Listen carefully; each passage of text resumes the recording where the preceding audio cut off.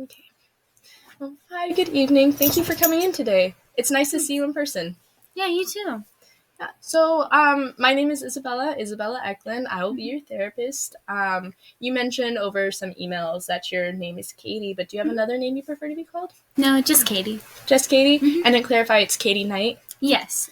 Okay, cool. Well, do you have any experience with therapy or anything pertaining to therapy? So I actually do. I previously went to therapy, and I did CBT before, and really didn't find it very helpful. My past therapist kind of, talked a lot about my previous experiences and my childhood, and I just really wasn't connecting to it. So I'm a little apprehensive being here, but Okay. Yeah, I can totally understand how and see that train of thought to where having some not the best experiences with the previous therapist coming in now is kind of maybe a moment of vulnerability for you. yeah, a little bit. Well, I hope that's something that we can, look into, ease a little bit, build some trust between you and I. I as a therapist, I really like to include collaboration between you and I. And so if we're doing something and you're not feeling it, you're not feeling comfortable with it, you may be like, hey, Isabella, like, I'm not connecting with this. Okay. And I'll be like, okay, then, okay, scrap that, because there's no point of doing something that you're not connecting with. So, that makes me feel better. okay, I'm good. I'm glad. I'm glad that makes you feel better. Sorry for my little slip of the tongue right there. You'll notice that I talk really fast, so that's something that. Thank you, thank you very much. So, before we really get into the session for today, I start my introduction sessions, which is what we're doing here today, with something called the confidentiality statement. You mentioned that you have experience with therapy. Have you heard the confidentiality statement before? Yeah, I've sort of heard it. Okay. With my last therapist, they did go over that, but then my mom was informed a little bit about what was going on in therapy because she called and asked, and so it was kind of broken.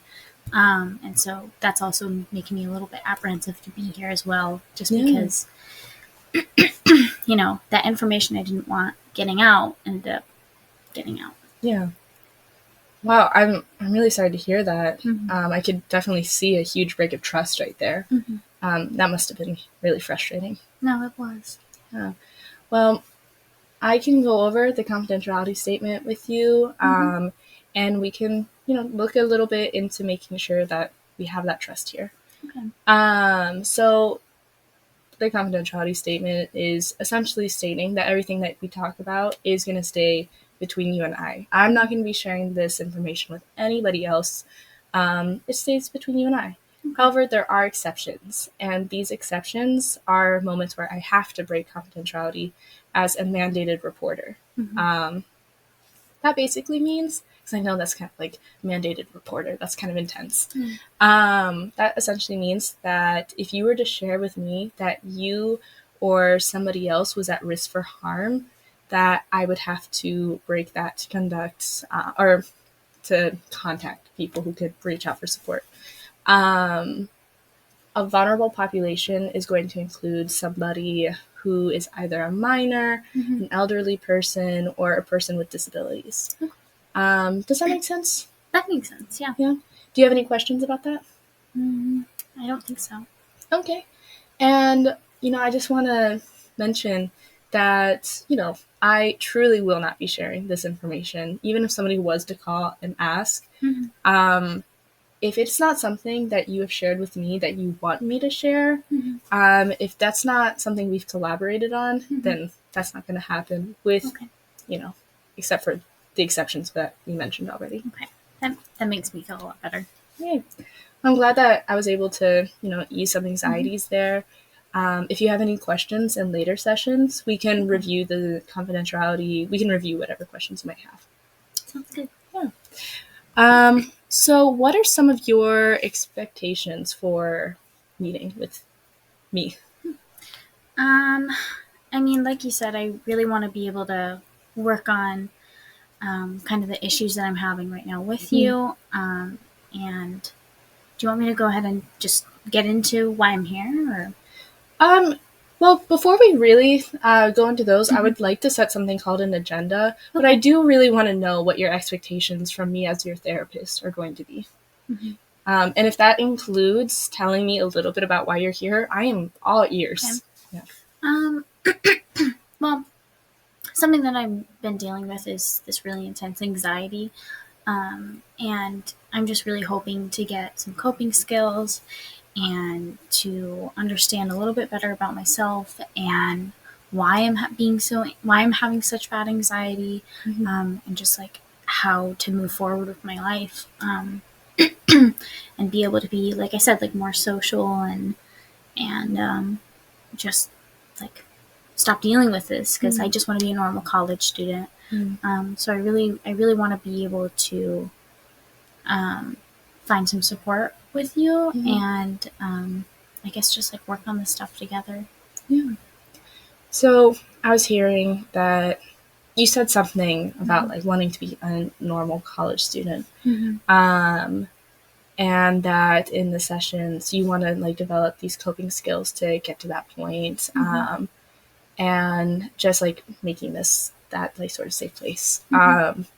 Am I understanding Yeah. that correctly? Yeah. I mean, I like the word that you use, like safe space, Mhm. because I feel like, being really anxious and having all of these feelings, I feel like a lot of the time, like, I don't really feel super safe, even though, like, technically I am.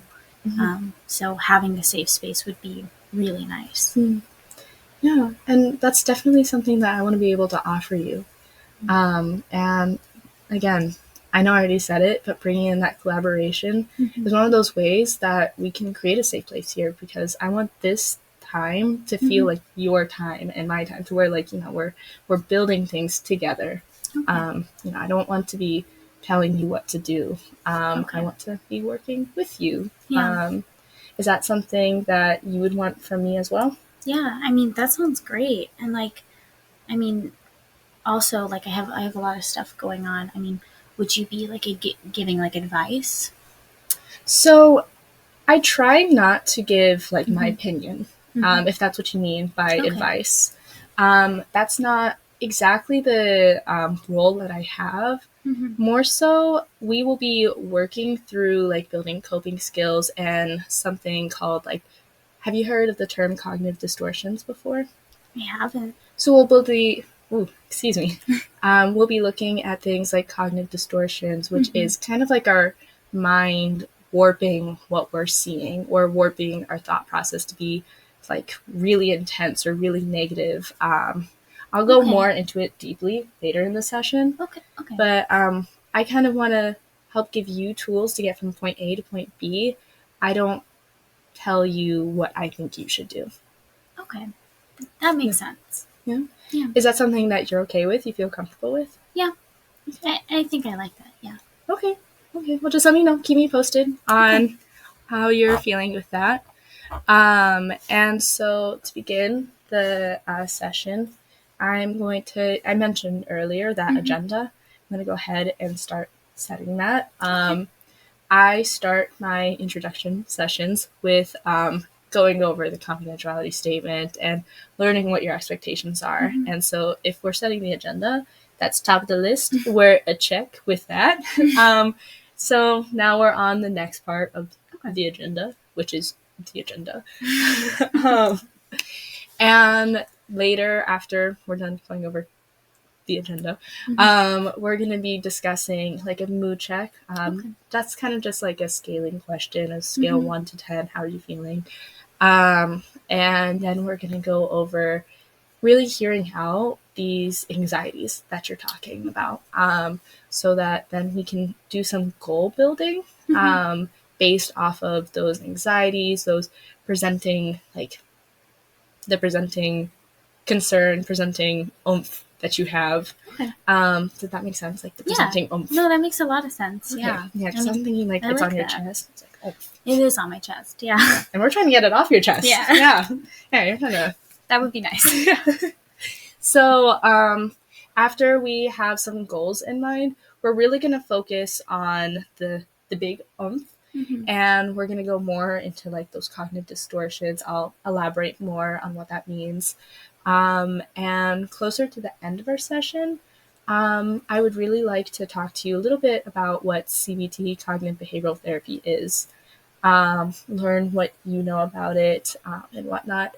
And then it's just really going to be like some feedback, some summary of the session, and that would be the conclusion. Okay. How's that sound? That sounds good. I Yeah. like that there's like an order to everything because I don't know. That works better for my brain. I feel like, I'm a checklist person. So I like this.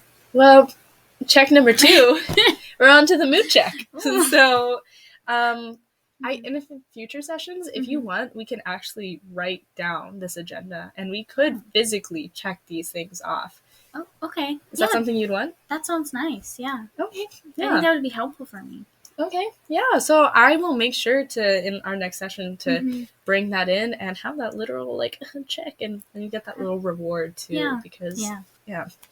That serotonin of like, I completed a task. Anyways, so going into our mood check, and I just want to mention that agenda, that mood check, that's something we're going to do basically every session. I did say that, but I'm not always going to be going over the confidentiality statement. Or there's some things that are going to look different in following sessions. Our introduction session is kind of, I'm not going to introduce myself every session. Okay. So, yeah. But again, everything can be reviewed as needed. So, with the mood check, you mentioned anxiety. Yeah. And so on a scale of 0 to 10, 0 being like that weight is just so heavy, you're feeling the most anxious you've ever felt, to 10 being like anxiety, I barely know her. Like, you're doing really well. Where have you been on that scale between this past month to today's session? Probably like, honestly, I have my good days and my bad days, but I would say probably like a 6. A 6? A 6, and like maybe a 7 on like my bad days. Okay. And sometimes a 5. It really depends. So like a 5 to a 7 on average. Okay. So that sounds really uncomfortable. Yeah, it has been. And that discomfort, with it being at a 5, it sounds like it can be somewhat manageable. But I just want to clarify really quickly. So a 7 is like on your better days, and a 5 is on your more anxious days. Okay. Wanted to make sure I was understanding this correctly. And so there is like an aspect of manageability, but it's still really uncomfortable. Yeah. Okay. So, what have you been doing in this last month to really like cope with the stress of the anxiety? Well, I mean, a lot of the time I've like been missing class because the anxiety will get like so bad, and I'll get like this tightness in my chest, and sometimes like I get really bad headaches as well. And I usually just, honestly, I'll isolate a lot. I go back to my room. I like to be alone a lot, but then I'm also lonely. And then I'll usually read, or I have a really bad habit of getting on my phone and I just kind of mindlessly scroll because I feel like, I don't know, that's the only thing I can do. Yeah.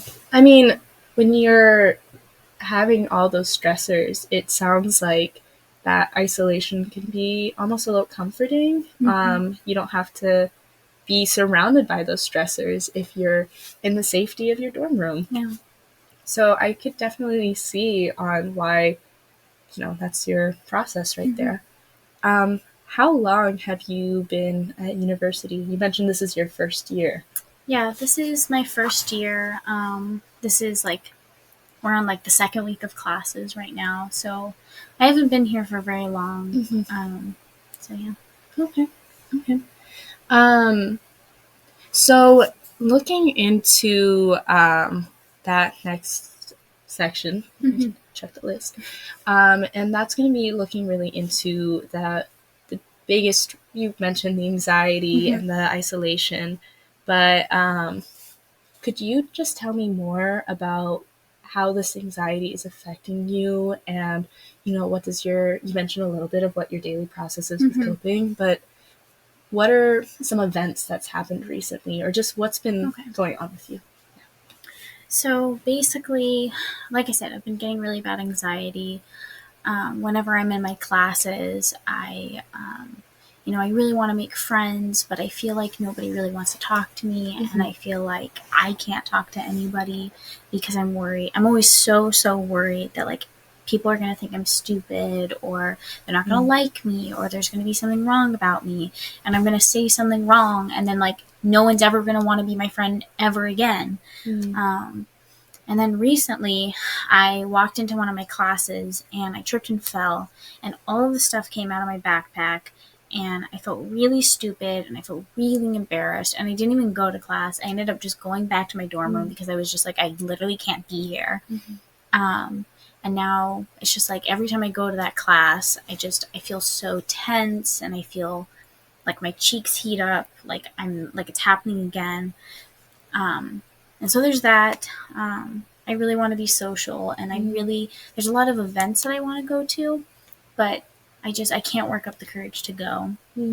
I always just think of like the worst thing that could possibly happen, which like I just feel is going to happen. Like I want to go to this club event where you sign up for a club, and I want to sign up for a biology club, but I don't know. I feel like people are going to think I'm not smart enough, or like, I don't know, something bad is going to happen when I go there. I just know it. Like, I just know something's going to go wrong, and then it's like, why did I even come? So it's just a lot of that. And this is my first time away from home. And I'm really close to both my parents. My mom actually was the one who recommended that I come to therapy. And I just really miss them. Like I said, I've never been away from home, and honestly, I haven't been calling my parents that much either, because then they always stress me out because they're like, oh, have you made any new friends? Have you made any new friends? Have you gone to this event and that event? Because, they also went to this university, and so they know everything that goes on. And I don't know. I feel like I'm disappointing them, and, it's hard. Yeah. It sounds like you have a lot of factors really impacting you at once right now. That instance with class, missing your parents, signing up for those clubs. Do you remember at the beginning of the session where I mentioned something about cognitive distortions? Yeah, I remember. So that's something that I would really like to talk about a little bit deeper into the session. But I mentioned how sometimes cognitive distortions can be it's kind of like our brain putting on this filter over, say, like you're wearing maybe like sunglasses. You're wearing a pair of sunglasses that is showing you that the world is the shade of green. And maybe you really don't like the shade green. And so when you see the whole world as a shade of green, maybe it sparks some anxiety. But then you find out you can take the glasses off and you see the world is actually like red and blue and yellow, and there's all sorts of colors working together. So a cognitive distortion is what is making that filter. I don't know if that made sense, that little metaphor. Did that make sense to you? So it's like something that makes you maybe like see things the way they really aren't. Yeah. Okay. Yeah, and there's a lot of different types of cognitive distortions. There's some that are called like catastrophizing. Catastrophizing can be an instance where, say I am driving and I forgot something at home, and now I'm having some thoughts that are saying that I forgot something at home, and since I forgot this at home, the rest of my day is going to be ruined, and if my day is ruined, then my week is ruined, and I let this person down, I let this person down, when in reality, all I did was forget something at home. So catastrophizing is when you're sort of building up this worst case scenario because of one event.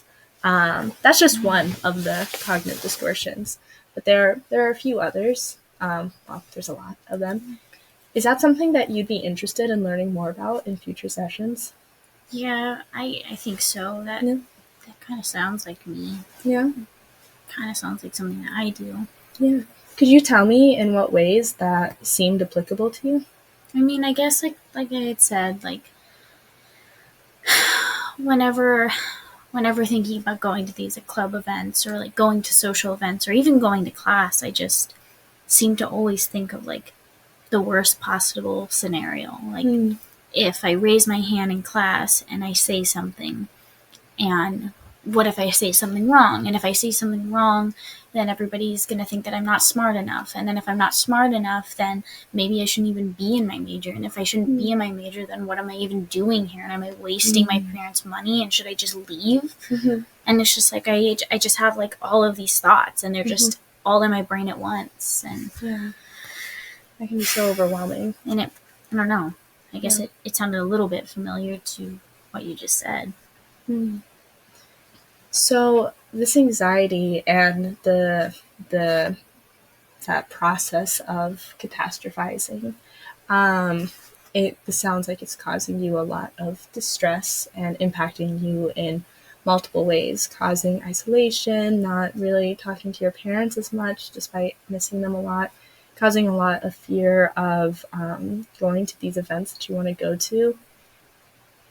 In your words, what would you say is your biggest number one problem coming from the anxiety? I think my number one problem right now is probably classes. Because recently I've started, it's only the second week of classes, but I've already started skipping. Just because I wake up in the morning and I sometimes, especially before that one class where I fell, I just get like this pain in my chest, and it feels really heavy. Or sometimes before that class, like I'll get a headache, or it almost feels like my body doesn't even want me to go, and then I just stay in my room. So I think that would be the number one thing, just because I really don't want my grades to fall. So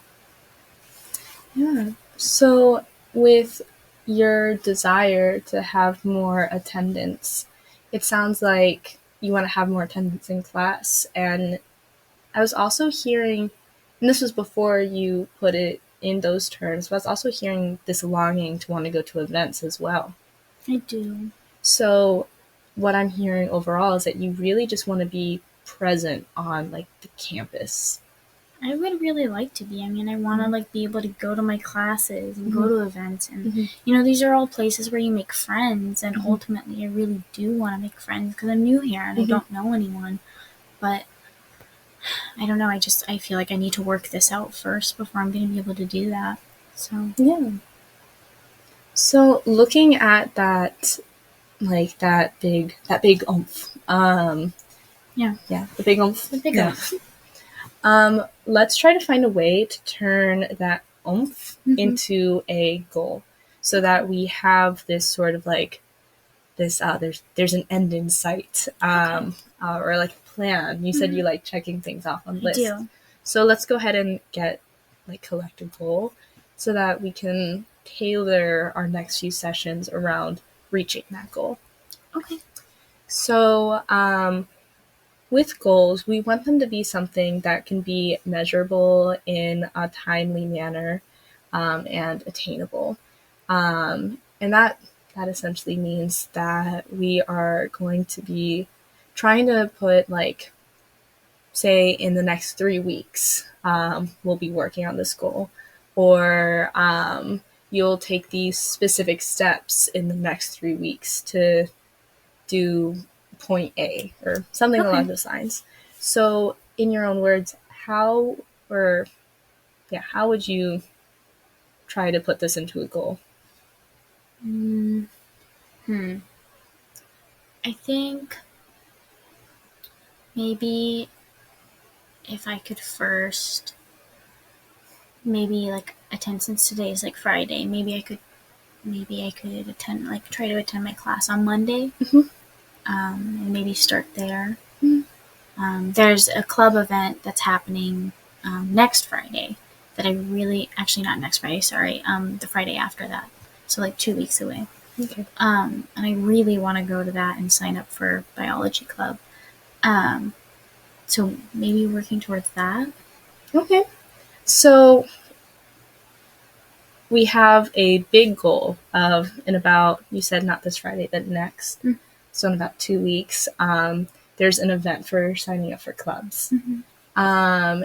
But then I also heard maybe like a smaller goal of going to class on Monday. Mm-hmm. So what if we sort of use class as a way to help build up going to that big event? Does that make sense? That makes sense. Yeah. So how often in a week are you missing classes? Um, I probably miss like twice a week. Twice a week? Yeah. And is it mostly surrounding this specific class that you're having something Yeah. with? Is this class meeting on Monday? It is. Okay. So, what are some barriers that keep you from going into that class? You mentioned that physical pain. Are there any other barriers?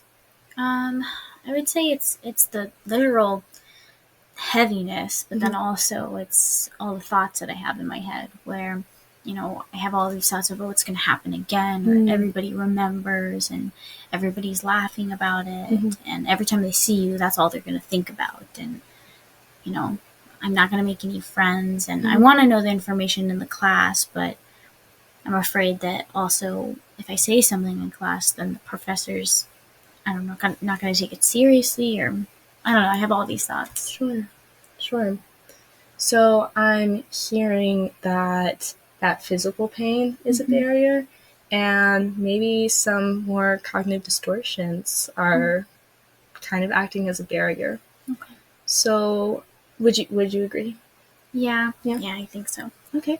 So for meeting the big goal of going to the event in 2 weeks, let's focus on a smaller goal of getting you to class on Monday, and addressing those barriers that are stopping you from going in. Okay. So for that physical pain, for that physical barrier, what do you know about the fight or flight response? Well, I mean, I know that whenever you're faced with danger, you have this response of like you get a lot of adrenaline, and then you either have an instinct to like fight back and hit, or you get an adrenaline rush and you want to leave and you run away. Yeah. So No, I mean, that's exactly right. You got it on the head. thanks. You hit the nail on the head. I realize that doing this doesn't have much meaning. But no, you got it right. So with the fight or flight response, the reason why I bring that up is because you actually pointed out something that's really important, and that's adrenaline. Okay. So adrenaline is a steroid that when we're faced with a situation that our body and mind is perceiving as danger, that steroid of adrenaline is going all throughout our body, sometimes with something else called cortisol. That's a stress steroid. And that's going out throughout your body to give you the energy to be able to run, the energy to be able to fight. When that gets triggered in a situation, like right before class, sometimes that can kind of leave this almost like, this kind of like, your body's having all this adrenaline, but there isn't this like literal thing to fight. It's not like there's not like a literal bear right there or anything like that. Yeah. And so that instinct is still there, trying to protect you from what your mind is seeing as a trigger, as a threat. Oh. Yeah. Yeah. And so that's causing a lot of that physical discomfort, because your body is trying to be like, let's get out of here. Like, we gotta go. I never thought of it that way. I never thought that would be like, I don't know, I never thought of it as literally like being in fight or flight. So I mean, it can be, we hear about fight or flight from like Yeah. maybe like the Discovery Channel or however we learn about these things. But it can be kind of odd applying those things to ourselves, especially in situations where, you're just now getting into college. You're trying to understand these things. Yeah. It's okay that you didn't have a context for this before. Now you do, and we can build on that. Great. So with that, our bodies are really amazing. And so it has that instinct, the fight or flight instinct to protect us. But we also have instincts, not instincts. I mean, yes, instincts, but we also have different parts of our bodies there to soothe us. So have you ever heard of something called the vagus nerve? I don't think so. So the vagus nerve, that's totally okay. The vagus nerve is kind of this like big nerve that goes throughout our body. That when you trigger it, it actually sends little signals to your brain telling you like, hey, it's okay, you're safe, calm down. And one of the best ways to trigger that vagus nerve is taking a deep breath in, holding it in your chest, and then breathing out. That's called deep breathing. Have you heard of deep breathing techniques before? I haven't, but that seems so simple. It's sometimes those little simple things that can just make such a huge difference.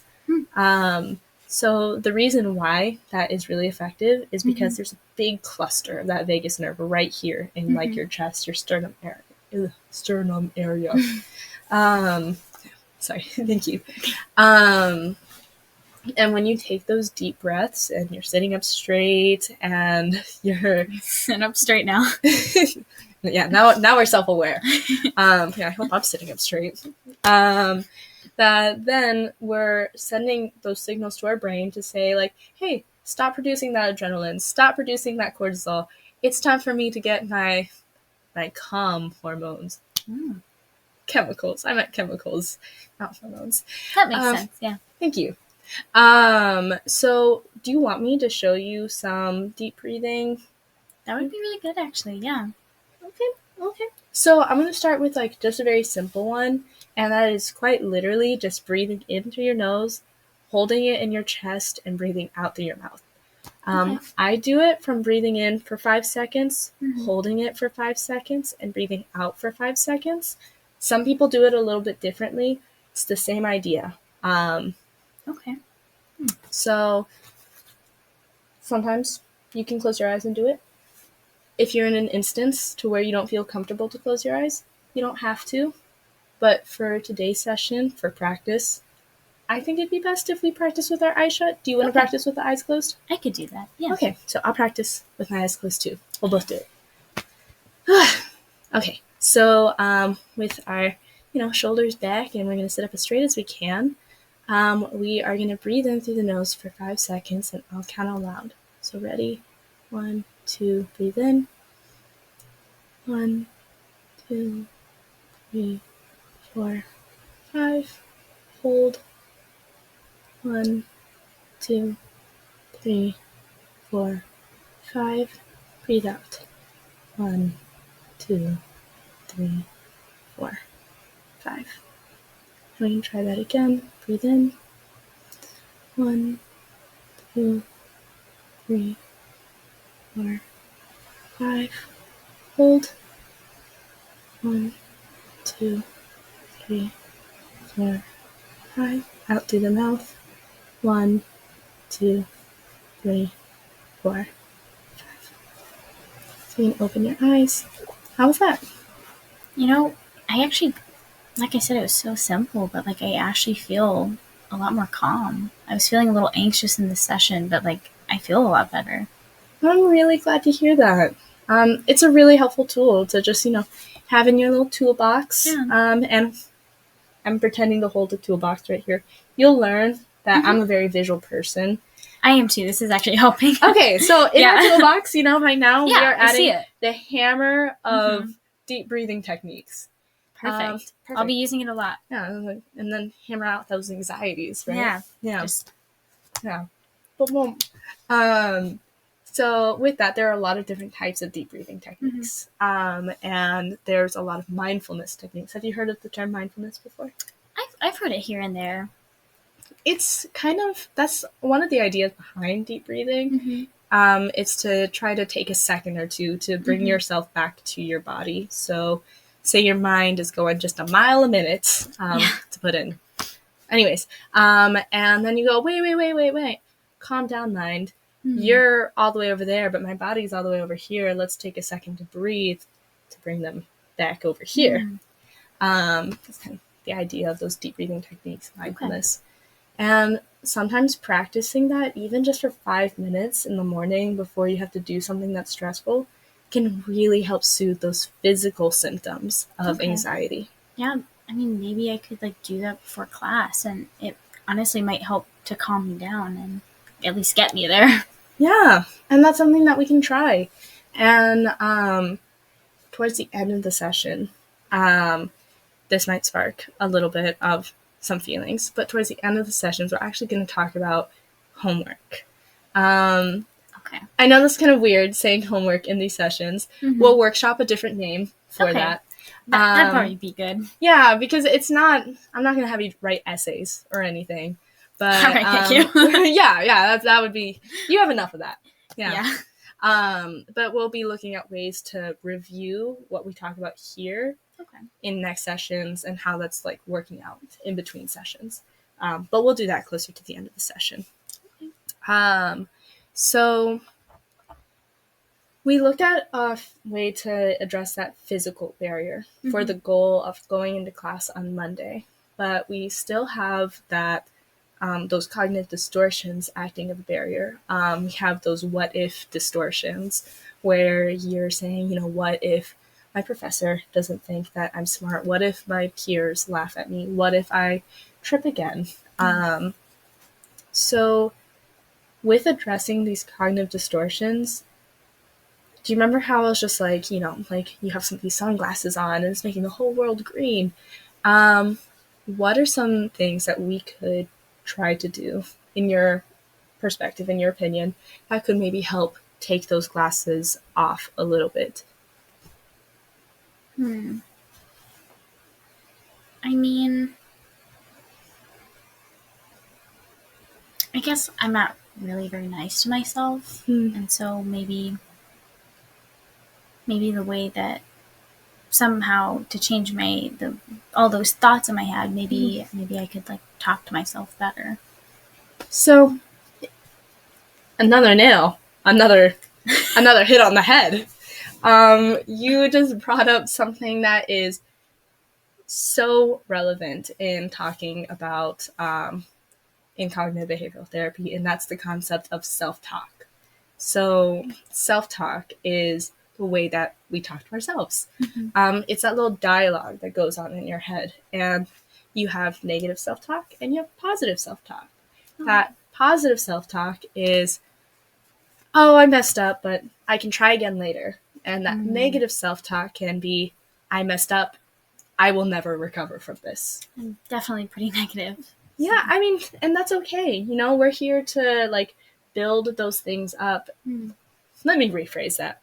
We're not here to build those things up in the sense of cognitive distortions. We're here to add to the toolbox. So that then those negative distortions won't be so impactful. Yeah. So in building up positive self-talk, that's one of the great tools to the toolbox for combating those cognitive distortions, to where you might notice that you're saying a lot of what ifs. What if they laugh at me? Then with your positive self-talk, you could go, you can question that. You can go, why would they laugh at me? Or what are some positive ways that you could disrupt that train of thought hearing about positive self-talk? I mean, I guess one example would be when I'm in class and I'm afraid to raise my hand to say anything because I'm really scared that the professor's going to think I'm stupid, or that they already think that. When I guess in reality, I haven't said anything. So if I haven't said anything, how could they think I'm stupid?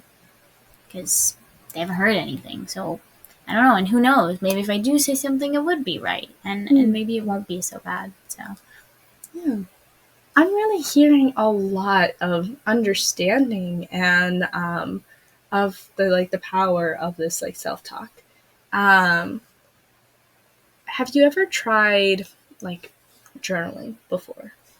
No, I haven't actually. You haven't? Mm-mm. So sometimes it can be really helpful keeping track of the ways that we talk to ourselves so that then we can kind of see that dialogue that feels so normal and then being like, oh, that was pretty harsh. Let me like work on replacing this thought of I will never not feel embarrassed or something like that with each day is a new day or something along those lines to kind of reframe the power of those negative thoughts. Do you think that's something that we could try practicing? Yeah, okay. Yeah. I think I could do that, yeah. Okay. So, in terms of looking on using this to address the goal for Monday, going to class on Monday, what type of thoughts do you think that are typical for walking into class, like in this class specifically? You mentioned the professor, but just for getting into the class, what are the thoughts you think might hold you back the most? I guess the thought that would hold me back the most is probably, I guess it's just, I feel a lot of fear.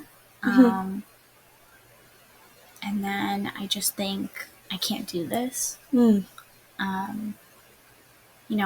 can't do this. Things are going to go wrong. Everybody's going to see me and look at me and think things of me. And I don't like that. I think like that's what holds me back the most. So, when we're talking about mindfulness, we talked about the deep breathing. There's another aspect of mindfulness where we are practicing things like, have you heard the term daily affirmations?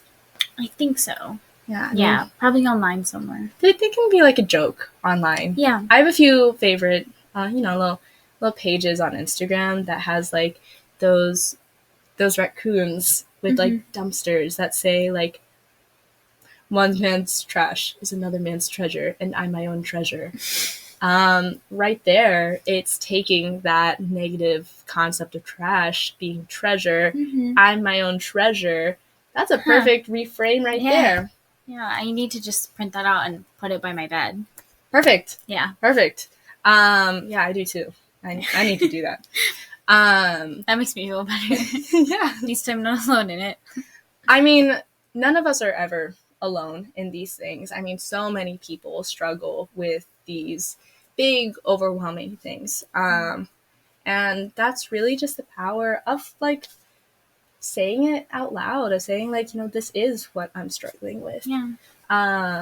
But by turning some of these cognitive distortions into a reframe, or that reframe becoming a daily affirmation, what if instead of saying like, I can't do this, in the mornings when you're practicing that deep breathing before you go into class, you tell yourself the things that you know you can do.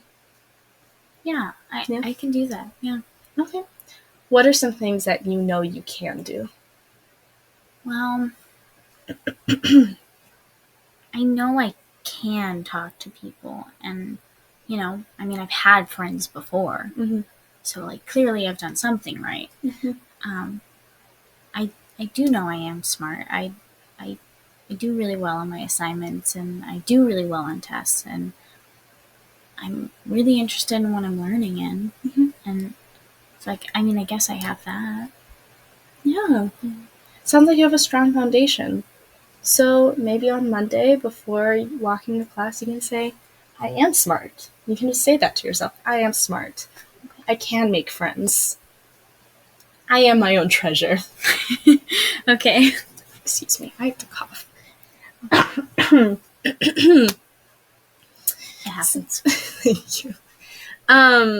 So I'm just gonna.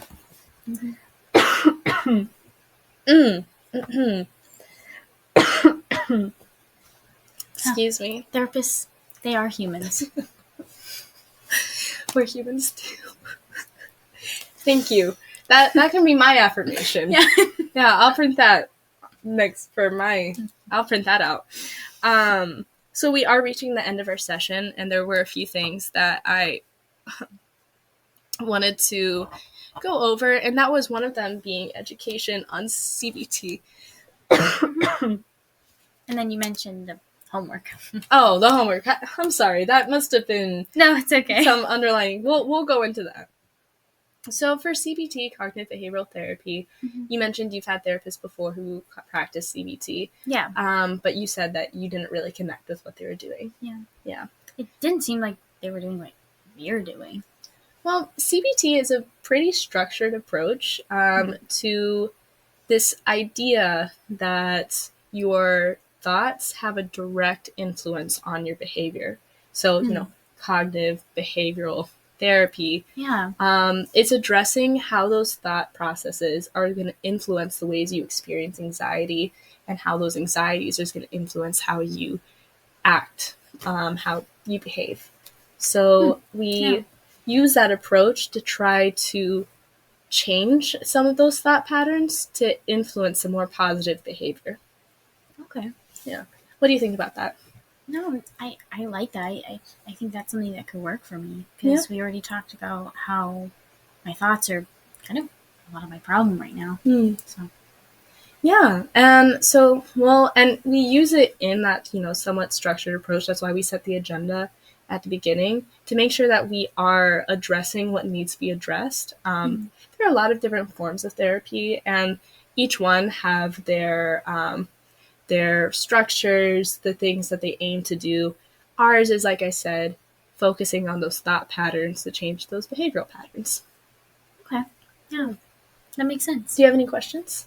I don't think so. Okay. And that's something that we can review in future sessions. Kind of like I said, we can review the confidentiality statement as needed. Okay. We can review what cognitive behavioral therapy is as needed as well. So sounds good. If you have any future questions, bring them all up. Okay.